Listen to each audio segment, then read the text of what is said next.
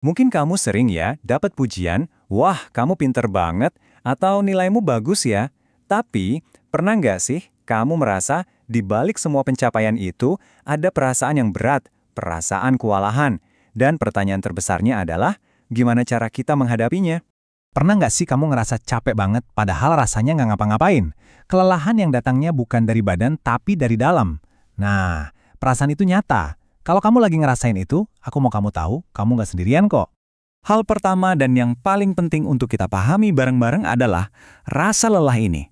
Ini tuh bukan salahmu. Ini bukan tanda kamu lemah. Sebaliknya, ini adalah gejala dari sesuatu yang lebih besar. Sesuatu yang tanpa sadar udah ngebentuk cara kita berpikir dan merasa. Yuk kita coba lihat lebih dalam. Coba deh kita lihat perbandingan ini. Di satu sisi, ada semua hal yang ditekankan oleh sekolah. Nilai, peringkat, kompetisi. Para ahli menyebutnya kognisi dingin.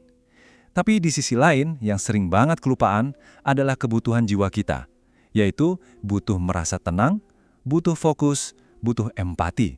Hal-hal yang sayangnya jarang banget dapat porsi di ruang kelas. Nah, ini dia nih kuncinya. Kemampuan untuk mengatur emosi atau regulasi emosi itu sebetulnya adalah sebuah skill. Sama kayak kita belajar matematika, ini adalah sesuatu yang bisa dilatih. Anehnya ya, skill yang sepenting ini justru yang paling sering dilewatkan. Oke, sekarang kita lihat apa sih yang sebenarnya terjadi di dalam otak kita. Gara-gara tekanan yang terus-menerus, ada sistem alam di otak kita namanya amigdala yang jadi nyala terus-terusan. Akibatnya, yaitu fokus kita jadi gampang pecah dan kita jadi otomatis nyari pelarian. Seringnya ke HP kan, cuma buat ngilangin rasa nggak nyaman sebentar. Eits, tapi tenang, ada kabar baiknya. Kita bisa kok ngambil alih kendali lagi. Ada beberapa alat sederhana, gratis dan yang paling penting, udah terbukti secara ilmiah buat bantu kita ngelatih otak jadi lebih tenang. Yuk kita coba. Alat pertama, latihan nafas sadar. Anggap aja ini kayak push up buat otak kita. Caranya gampang banget. Pertama, cari posisi yang paling enak buat kamu. Kedua, coba rasain, bener-bener rasain udara yang masuk dan keluar dari tubuhmu. Nah, ini yang paling penting nih. Pasti nanti pikiranmu bakal kemana-mana. Itu wajar banget. Tugasmu cuma satu, balikin lagi perhatianmu ke nafas dengan lembut. Setiap kali kamu lakuin ini, kamu itu lagi ngelatih bagian otak yang ngatur fokus. Cuma 3 menit aja, tapi efeknya luar biasa. Alat kedua, ini juga ampuh banget. Kasih nama buat perasaanmu.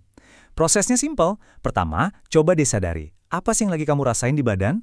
Kedua, coba kasih label yang spesifik. Misalnya, oh ini rasanya kecewa, atau aku lagi ngerasa cemas nih. Dan yang ketiga, terima. Bilang ke diri sendiri, nggak apa-apa kok ngerasain ini. Saat kamu melakukan ini, kamu nggak lagi menjadi cemas. Tapi kamu lagi mengamati rasa cemas itu. Beda banget kan rasanya? Otak kita itu juga butuh istirahat loh dari semua informasi yang masuk terus-terusan. Coba deh matiin notifikasi yang nggak penting-penting banget. Atau bikin aturan kecil misalnya kamar tidur jadi zona bebas HP.